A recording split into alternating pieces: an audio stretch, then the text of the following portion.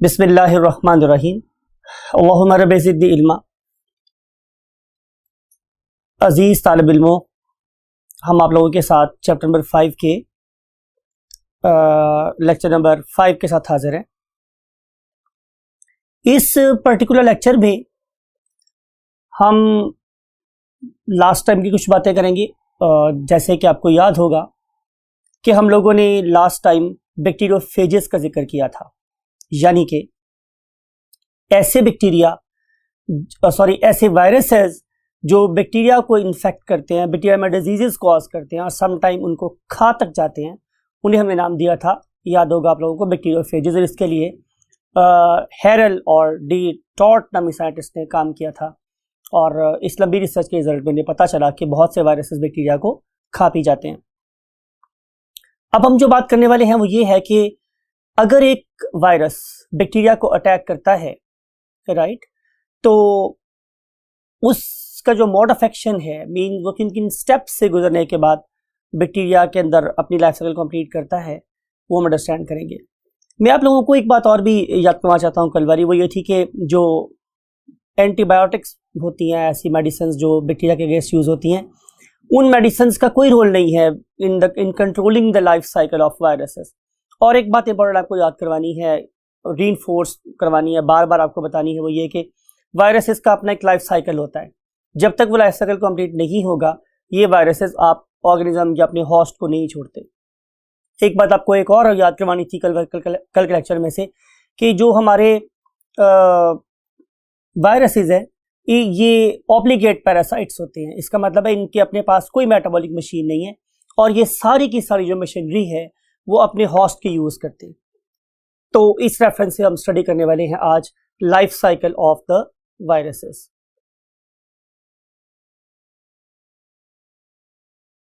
जी students, dynamic wall पे आज हम ये डिस्कस करेंगे कि हमारे जो बैक्टीरियोफेजेस हैं, जो हमारे बैक्टीरिया को अफेक्ट कर रहे हैं, उनकी कितनी टाइप्स हो सकती हैं in the terms of life cycle.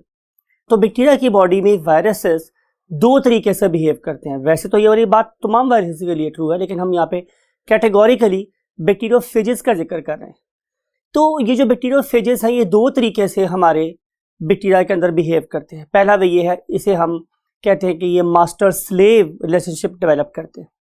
इस वाले केस में स्टूडेंट्स क्या होगा कि जब वायरस का डीएनए बैक्टीरिया के डीएनए में शामिल होगा, तो उसके बाद ये डीएनए हाईजैक कर लेगा, मींस 100% ऑक्यूपाई कर लेगा, कंट्रोल कर लेगा किसको, बैक्टीरिया की मेटाबॉलिक मशीन को, राइट। अब बैक्टीरिया की जितनी एनर्जीज हैं वो सिर्फ और सिर्फ वायरसेस के कंपोनेंट्स, मीन डीएनए या आरएनए और प्रोटीन बनाने में इस्तेमाल होगी।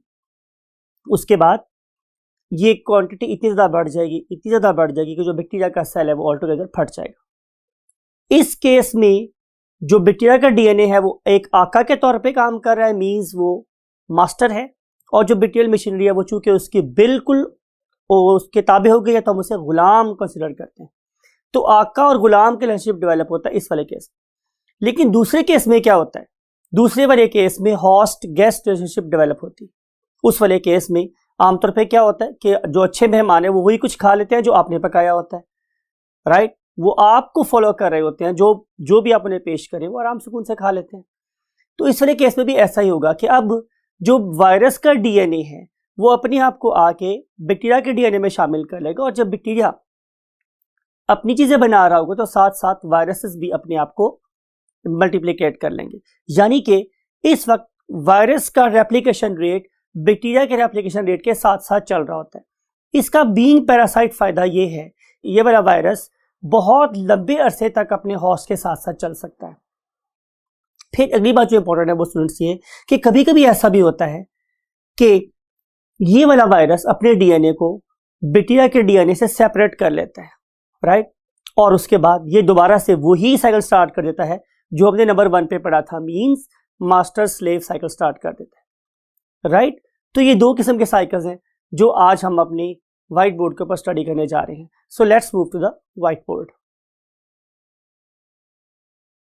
Welcome to the whiteboard students. और इस साइकिल को अंडरस्टैंड करने के लिए हमें कुछ बातें दोबारा से रिवाइज करनी है।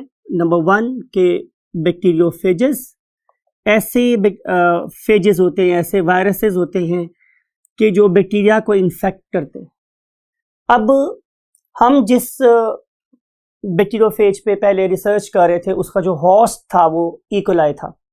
तो हम लोगों ने इस पर्टिकुलर होस्ट को लेकर जब हमने इसकी इलेक्ट्रॉन माइक्रोस्कोपी की तो हमें पता चला कि ये जो बैक्टीरियोफेजेस हैं बेसिकली ये इनकी शक्ल किसी टैडपोल से मिलती है, और ये शक्ल कुछ वैसी है जैसी कि हमने लास्ट लेक्चर में स्टडी किया था। आपको याद होगा कि इसके अंदर इसका एक हेड था, समथिंग लाइक इट, और उस पर्टिकुलर हेड के नीचे फिर हमारे पास दो किस्म की ट्यूब्स थी। एक ज़ाहिर अंदर वाली ट्यूब थी और इसके बाहर एक और डिफरेंट प्रोटीन की बनी हुई एक और ट्यूब थी जो कि ऊपर कॉलर और नीचे एंड प्लेट के साथ अटैच थी, राइट। तो ये दूसरी ट्यूब थी। अंदर वाली ट्यूब के ऊपर एक और प्रोटीन की बाहर वाली ट्यूब प्रेजेंट थी जो ऊपर एक कॉलर वाली पॉइंट पे अटैच थी। ये tube this point is called as collar, और जो इसका नीचे वाला एंड है वो एंड प्लेट के साथ अटैच था, एंड प्लेट के साथ। और अगर आप इसको किसी चीज से एनालॉगस करना चाहें तो फिर आप इसे एनालॉगस कर सकते हैं एक सिरिंज के साथ। आपको पता है सिरिंज में भी ऐसे ही होता है कि बाहर एक ट्यूब होती है और उसके अंदर एक वो रबड़ बंजर के साथ सेकंड रॉड है जो मेडिसिन को इंजेक्ट करने के काम आ रहा होता है। ये बिल्कुल कुछ वैसा ही डिवाइस ने बनाया हुआ है जिसकी मदद से ये वाला वायरस अपने डीएनए को बैक्टीरिया की बॉडी में इंसर्ट कर सकता है। So never forget the importance of this very device. ये बेसिकली वो डिवाइस है जो इस तरफ से डीएनए को सक करेगा और फिर उसके बाद उसे होस्ट के सेल में इंजेक्ट कर देगा। फिर एंड पे यहाँ पे एक पॉइंटेड स्ट्रक्चर लगा हुआ है स्टूडेंट, समथिंग लाइक इट। और ये जो पॉइंटेड स्ट्रक्चर है ये बेसिकली इस पर्टिकुलर वायरस को हेल्प करेगा कि वो अपना डीएनए उठा के किस में डाल दे, जाहिर है होस्ट की बॉडी में डाल दे। फिर आपको ये भी याद है कि इसी मोटर एंड प्लेट के साथ हमारे पास क्या अटैच थी, इसकी बहुत सारी लेग्स, और ये हमने आप लोगों को ये इस इमेज में भी दिखाया हुआ है। फिर आपको ये याद है कि इसके अंदर क्या प्रेजेंट था स्टूडेंट्स, जाहिर है एक हाइड्रेटिव मटेरियल, और वो हाइड्रेटिव मटेरियल या तो डीएनए हो सकता था या फिर आरएनए हो सकता था। So let's start with the life cycle. एक बात और भी याद रख लीजिए चले, वो ये है कि हमारे पास इसकी डिफरेंट टाइप्स थी बैक्टीरियोफेजेस की, जैसे कि हम लोग T1, T2 और T4 के नाम से जानते हैं। अब इसके अलावा भी बहुत सी टाइप्स हैं और अब हम बहुत सारे होस्ट इस्तेमाल कर सकते हैं।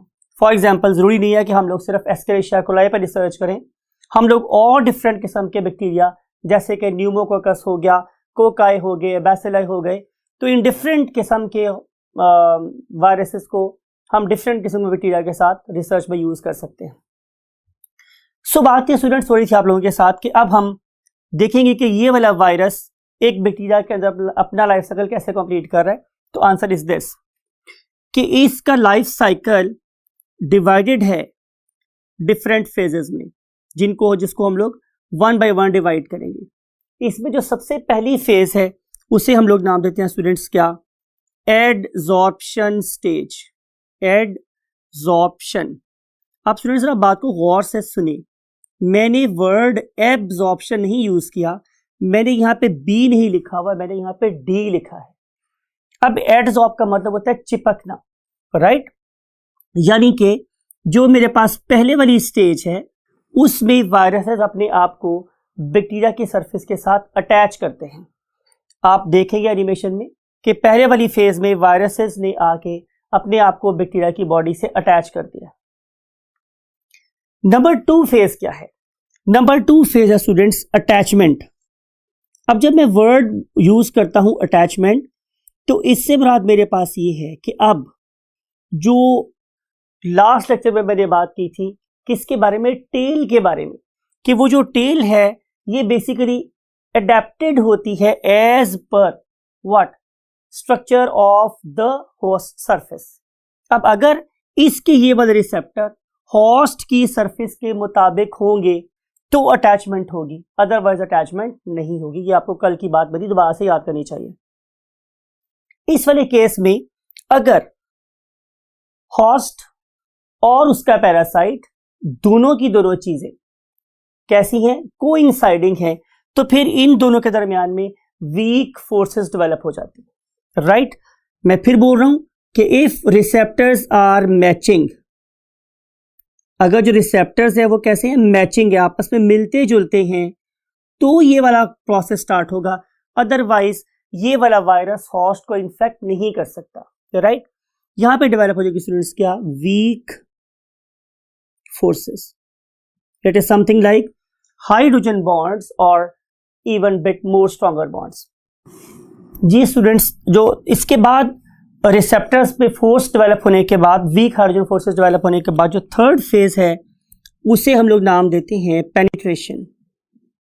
और पेनिट्रेट का मतलब ये होता है कि हम किसी चीज़ को दाखिल कर रहे हैं किसी चीज़ के अंदर, फॉर एग्जांपल कि अब इसका जो वायरस का डीएनए है अब वो बैक्टीरिया के बॉडी में दाखिल हो जाएगा, पेनिट्रेट हो जाएगा। तो इस पर्पस के लिए आप ज़रा गौर से देखिए, जो इस पर्टिकुलर जोन को मैंने ब्लैक कर दिया है, यानी कि हम लोग वायरस के बिल्कुल एंड की बात कर रहे हैं। अल्लाह ताला ने इसको नवाजा है ख़ास किस्म के एंजाइम से, जिन्हें हम जो लाइसिस कर सकता है, लाइसोजाइम्स, राइट। अब ये जो लाइसोजाइम्स हैं स्टूडेंट्स, ये क्या करेंगे कि ये बैक्टीरिया की सेल वॉल को डिसॉल्व कर देंगे, यानी कि they will carry out what the effect of dissolution, ये डिसॉल्व कर देंगे what, cell wall of bacterium, right.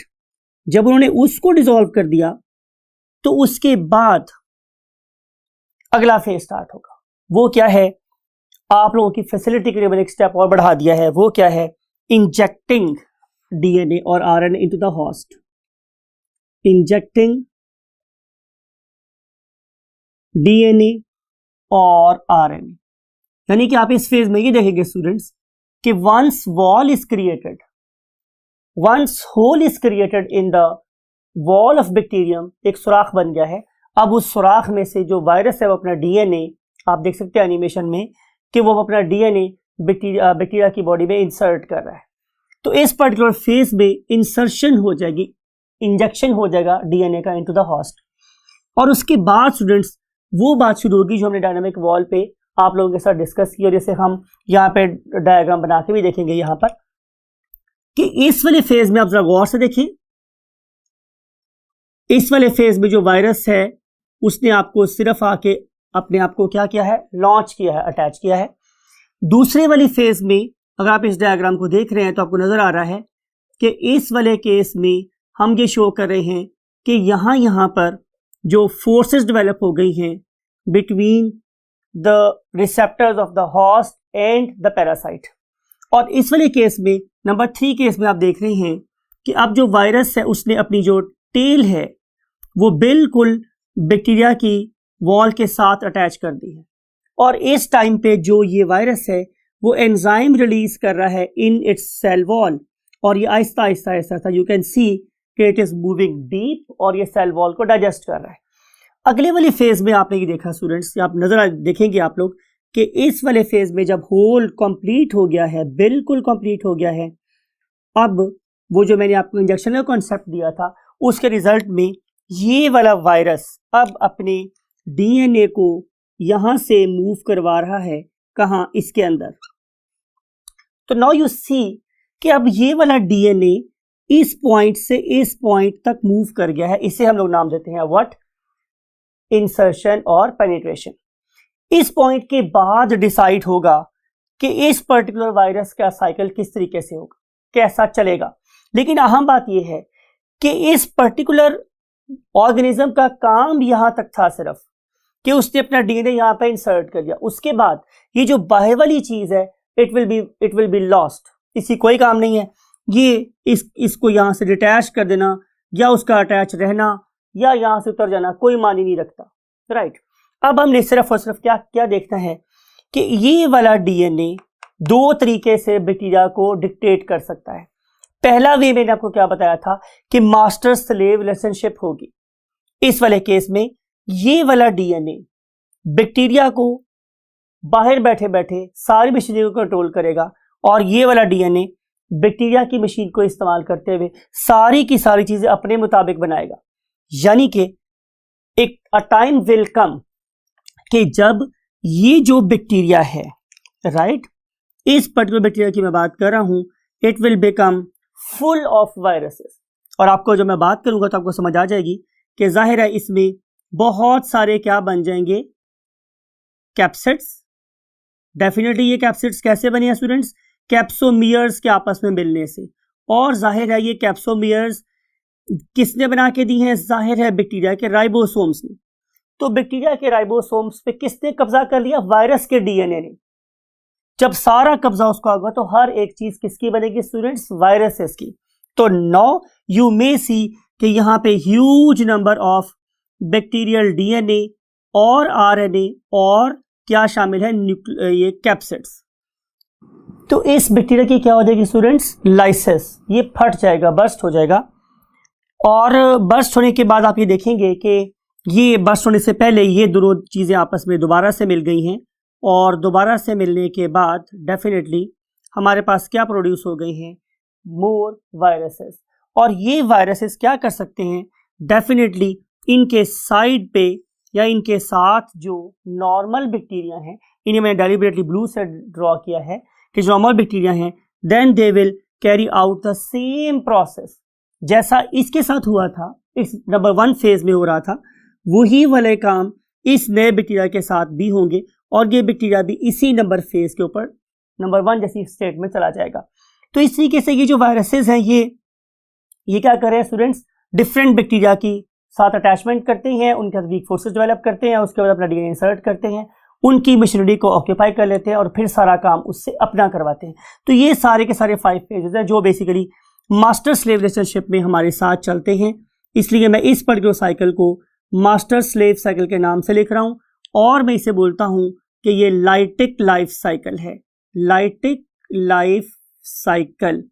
इस वाले केस में बैक्टीरिया की बॉडी फट गई थी, इसलिए हम इसे लाइटिक बोलते हैं। लेकिन एक किस्म का साइकिल और भी था, आपको याद है, आप लोगों की बुक में वो डायग्राम इसके नीचे ही साथ अटैच है, लेकिन मैं आपकी कन्वीनियंस के लिए इसको और बेहतर तरीके से लास्ट फेज में ड्रॉ कर रहा हूं। तो आप भी जहां पे देख रहे हैं कि ये वही बैक्टीरियम है that is going to be affected, जो उसको अफेक्ट होने वाला है, और इसके ऊपर अटैच है ये हमारा क्या, वायरस। और ये वायरस लॉन्चिंग करने के बाद के लॉन्च करने के बाद क्या करेगा स्टूडेंट्स, नंबर 2 फेज के ऊपर ये वीक फोर्सेस डेवलप करेगा, किसके साथ, जाहिर है with the wall of the host, यानी कि कुछ इस तरीके से। अब ये वाला साइकिल मैंने इतनी मरतबा रिपीट कर दिया स्टूडेंट्स, इतनी दफा ये बातें रिपीट हो गई हैं कि अब तो ये बातें शायद आप लोगों को हिफ्स हो गई होंगी, राइट। तो सेकंड स्टेप में यहां पे वो फोर्सेस डेवलप हो रहे हैं, और थर्ड वाले पॉइंट पे यू मे सी कि अब पेनिट्रेशन हो रही, राइट। इस पर्टिकुलर पॉइंट से जो वायरसेस हैं, they are injecting their DNA into the host body, ठीक है। होस्ट बॉडी के अंदर इंजेक्ट कर रहा है अपना डीएनए इस पर्टिकुलर पॉइंट से इस पर्टिकुलर पॉइंट तक। हमने इसे नाम दिया था व्हाट, पेनिट्रेशन या इंसर्शन। और इससे आगे वाली फेज में जो कि डेफिनेटली इस वाले स्टाइल से डिफरेंट है, अब क्या हो रहा है स्टूडेंट्स कि जरा गौर से देखिएगा, I need your attention more than 100%। इस वाले केस में लुक एट दिस कि ये बैक्टीरिया की वॉल है, इसके अंदर ये बैक्टीरिया का अपना सिंगल सर्कुलर डीएनए है, और ये मेरे पास प्रेजेंट है linear DNA of viruses, right. ये याद रखने वाली बात है कि ये एक से लीनियर डीएनए या आरएनए का मॉलिक्यूल है, वट एवर, लीनियर डीएनए और आरएनए। अब ये वाला डीएनए अपने आप को शामिल कर लेगा किसके अंदर, बैक्टीरिया के डीएनए में। यानी कि अगली फेज में अगर मैं डायग्राम ड्रॉ करूंगा तो आप लोगों को कुछ ये एहसास होगा कि समथिंग लाइक इट, कि अब वायरस का डीएनए बैक्टीरिया के डीएनए में शामिल हो गया है, इनऑक्यूलेट हो गया है, राइट। इस पर्टिकुलर डीएनए को हम एक नाम दे सकते हैं, इसे हम बोलते हैं रिकॉम्बिनेंट डीएनए, क्योंकि इसमें 2 डिफरेंट तरह के डीएनए आपस में मिल गए, राइट। अब इस पर्टिकुलर डीएनए ने क्या करना है, बैक्टीरिया के साथ मिल के रहना है, इस टाइम पे हम इस वायरस को प्रोफेज या प्रो वायरस का नाम दे सकते हैं, राइट।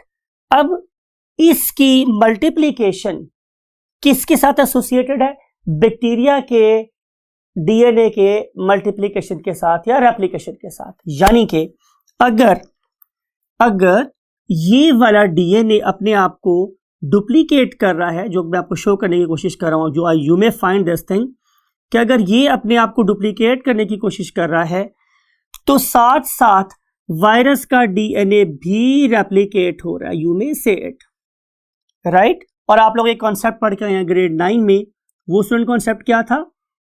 वो कॉन्सेप्ट था बाइनरी फिशन वाला। यानी कि अब ये जो बैक्टीरिया है ये अपने आप को दो इक्वल पार्ट्स में डिवाइड कर देगा।